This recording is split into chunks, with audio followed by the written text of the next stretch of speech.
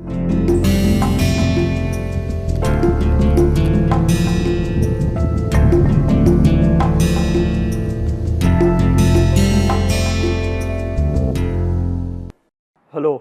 welcome to another module in this massive open online course. So we are looking at applications of convexity of a function of a vector, and we are looking at a practical application for a MIMO communication system or a MIMO wireless system.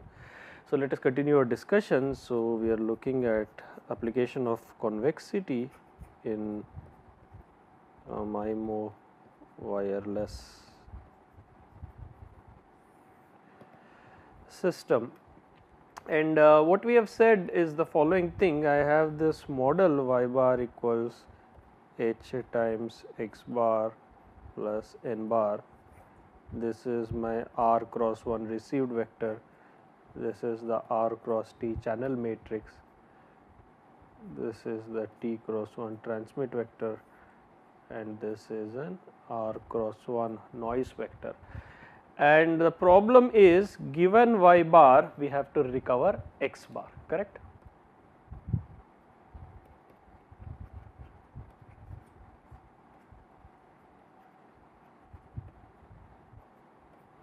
At the receiver, all right, one has to estimate, recover, or basically you can also say estimate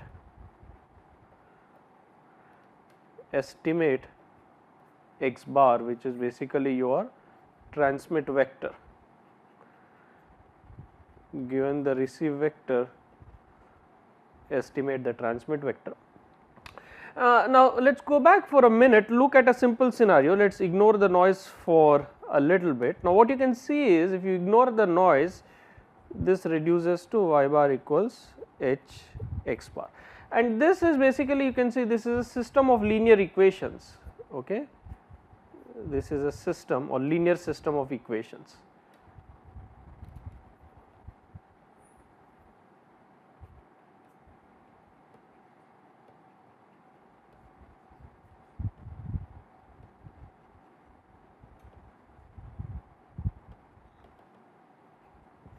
This is a linear system of linear equations, and number of equations is basically, you can see, r equals number of equations, correct,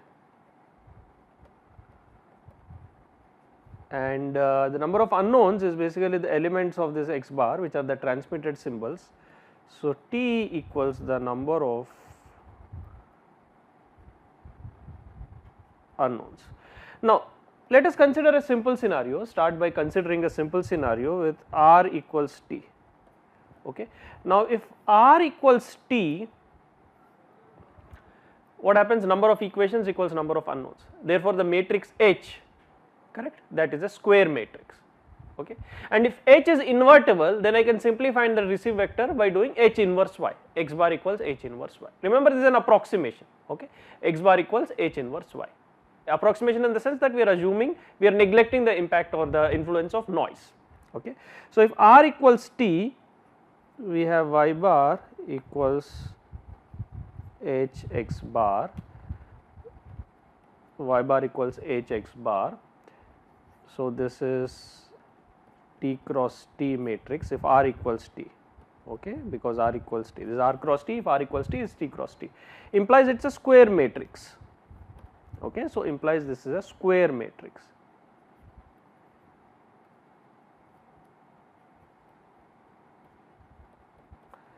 If invertible, remember inverse is not guaranteed to exist. If invertible, then I can find x hat, that is the estimate of vector x, as h inverse into y bar. X hat equals h inverse y bar. This is the estimate of the transmit vector x.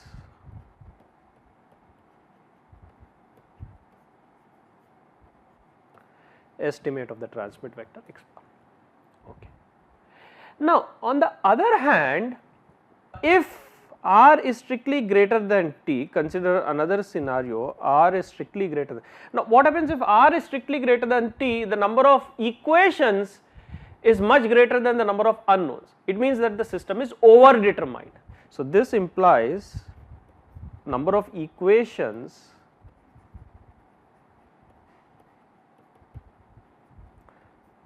is greater than the number of unknowns, implies it is an overdetermined system.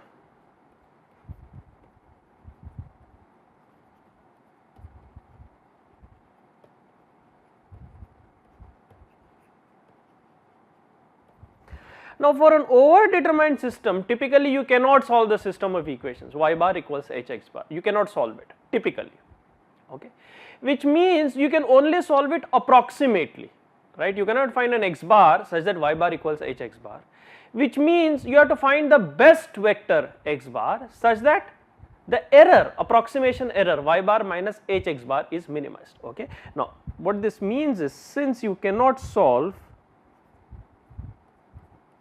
y bar equal to h x bar, you can find the error vector. So, E bar, by E bar we denote the error vector.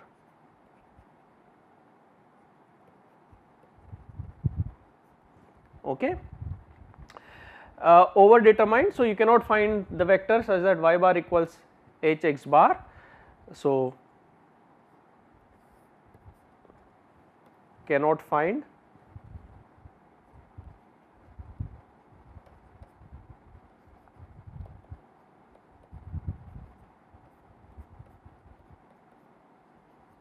or cannot find x bar such that y bar equals h x bar, implies find x bar such that the error is minimized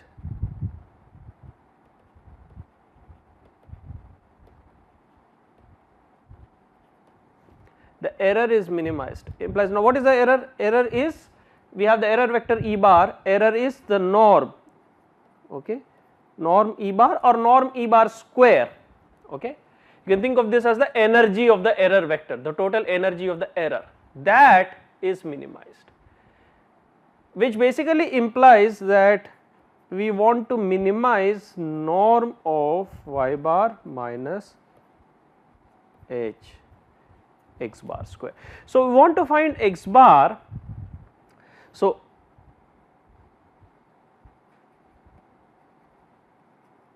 find x bar such that y bar minus h x bar square, the error is min. So, we want to find the best vector x bar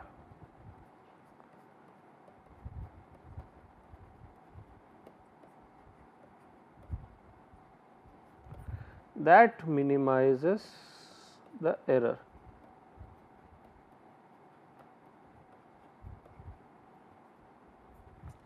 That is norm of y bar minus x bar square. This is known as the least squares.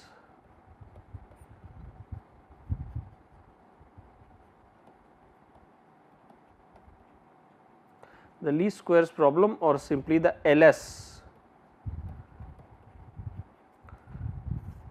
The least squares, that is, you want to find the x bar which gives you the least squared error, or in this case the squared norm of the error, simply known as the squared error. So, we want to minimize, we want to find the vector x bar, the estimate which minimizes, which gives you the least squared error. So, that is known as the least squares estimate, and this is a very important problem that arises frequently in both communications as well as signal processing. Okay. Now, we want to simplify this. Let us start by simplifying this cost function. Norm of y minus h x bar square, remember we said this is norm of error vector square. Norm of error vector square is E bar transpose E bar, vector transpose itself, that is the norm square of the vector, which we can now write as y bar minus h x bar transpose into y bar minus h x bar, which is equal to y bar transpose minus x bar transpose x transpose into y bar minus h x bar. which is equal to, now multiply this out, y bar transpose y bar minus x bar transpose h transpose y bar transpose h x bar. These two terms are the transpose of each other. Remember, quantity, real number which is transpose of itself is equal to itself. So, these two quantities you can see they are real numbers, simply scalar quantities, and they are transpose of each other, and therefore they are equal. So, I am going to simply write this as twice x bar transpose h transpose y bar plus x bar transpose h transpose h into x bar. Okay. Now, this is what we get. Okay. So, this is the cost function, also known as the least squares cost function. You can also think of this as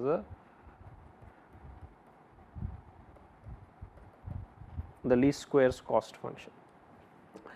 Now, let us denote this least squares cost function by f of x bar. Remember, this is our function of the vector x bar. Okay. So, this least squares cost function is a function of the vector x bar. Okay.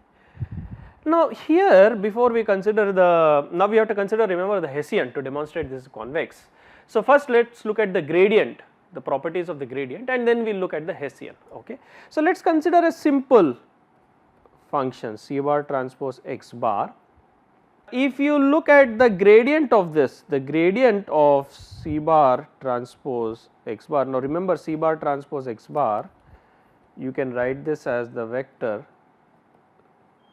c1 c2 ct, row vector c1 c2 ct times column vector x1 x2 up to xt, which is equal to c1 x1 plus c2 x2 plus so on up to ct xt. And now the gradient of the c bar transpose x bar,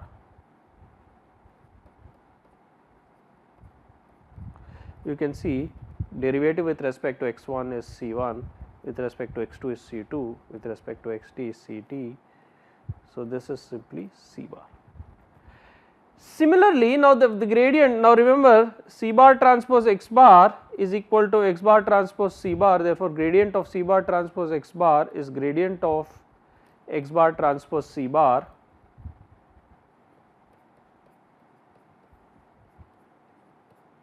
equal to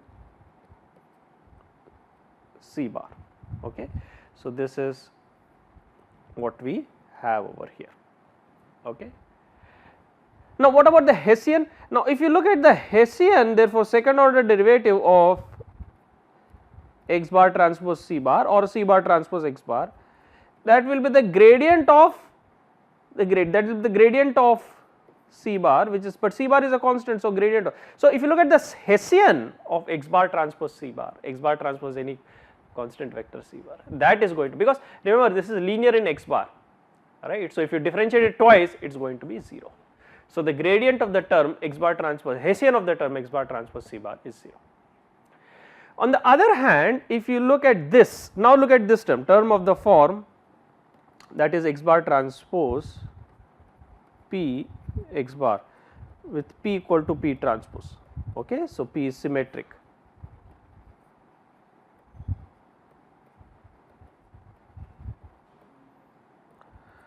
You can show that the gradient of this, first we will start with the gradient of this is x bar transpose p x bar. This is, you can show this is twice p times x bar. Now, you take the gradient, the Hessian of x bar transpose p x bar. You can also write this as the row vector of the gradient of, that is you are taking the gradient, and so the Hessian, first you differentiate by the row, then differentiate by the column, and then you differentiate by the row, right. So, transpose gradient of twice of x bar transpose p x bar. which you can write as the gradient transpose of, now we have seen already the gradient of x bar transpose p x bar, that is twice p x bar. Now this is of the form, well, this is of the form twice c bar transpose x bar. So you can see this will be, you can check that this Hessian will be twice of p. So the gradient of x bar transpose p x bar will be twice into the matrix P. This is your quadratic term. Okay.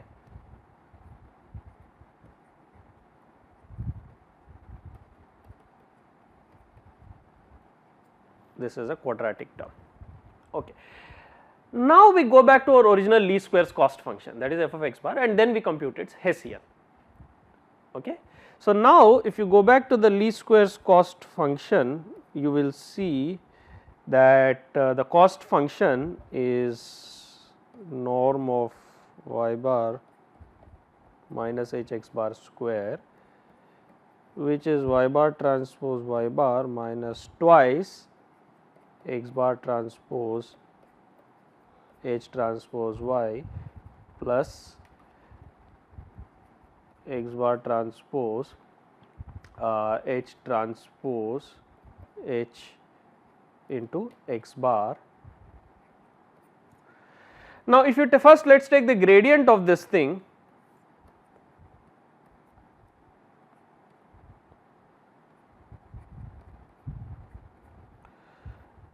Now observe that the gradient of y bar transpose y bar, this is a constant y bar transpose y bar given vector y bar, so this is 0 minus twice gradient of x bar transpose your vector c bar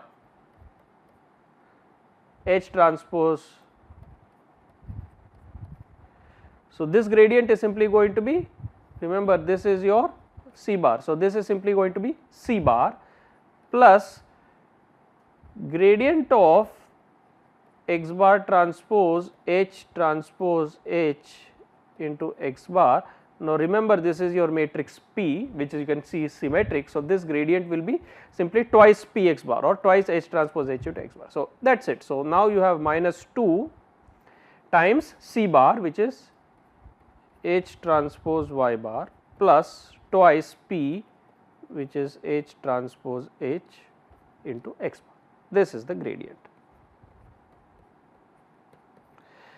And the Hessian will now be, if you differentiate this again, of course this is a constant term, gradient of this is 0 and corresponding to this what we will have, we have already seen twice p into x bar Hessian, that is you take the gradient of that, that will be twice p. So this will be twice h transpose h. So the Hessian of this reduces to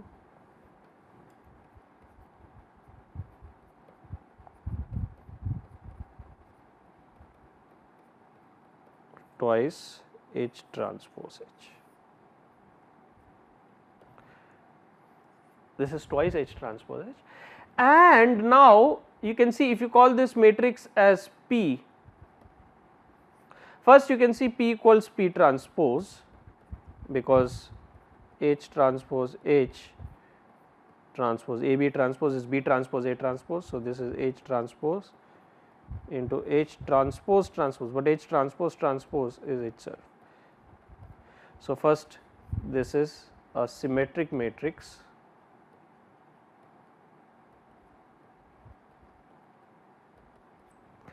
and further if you look at x bar transpose H transpose H into x bar, well what is this? This will be equal to H x bar transpose times H x bar, which is equal to norm of vector transpose itself, that is norm H x bar square, which is greater than or equal to 0, which means x bar transpose p x bar or x bar transpose h x bar is always greater than or equal to 0 for any vector x bar, which means that this matrix P h transpose h is always positive semi definite, which implies twice H transpose H, because you are multiplying it by a positive constant, is also going to be positive semi-definite. Therefore, the Hessian is positive semi-definite, which implies that the least squares cost function is convex. That is a very important property which helps us design the receiver in this MIMO system. In fact, that is what we are going to do when we solve the convex optimization problem. Okay. So, what you will realize here is that this implies H transpose H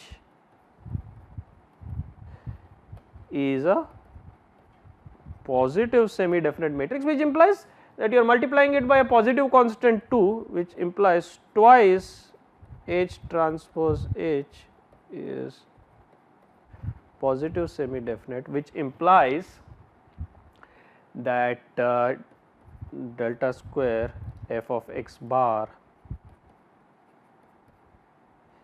is, that is this Hessian is positive semi-definite. Okay.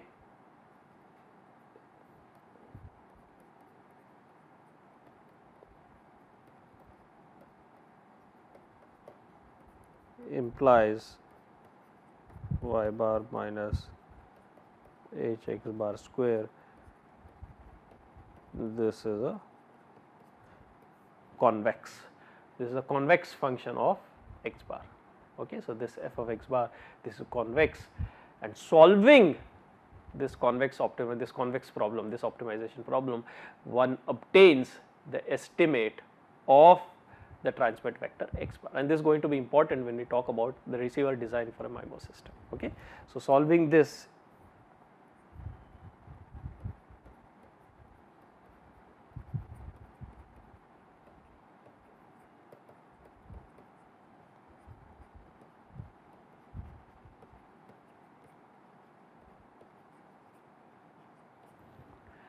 can be used to design receiver.